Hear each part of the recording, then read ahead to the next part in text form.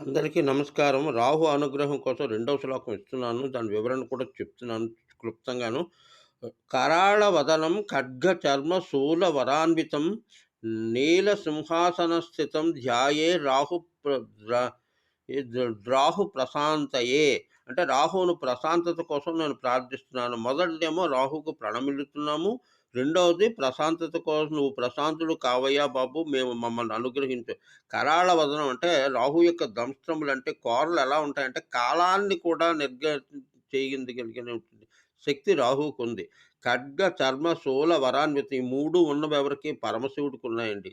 ఖడ్గం ఖండించడానికి, చర్మం ఆవరణ కవర్ చేసుకోవడానికి, శూలం అనేటువంటిది ఎదుటివాడిని నిర్జించడం కోసం. నీల సింహాసన స్థితం ఆకాశమంతా వ్యాపించిన అట్టి రాహువును ప్రణమిల్లుతున్నది. రెండో వీడియో. ఈ రెండో వీడియోలు చక్కగా ఆలకించి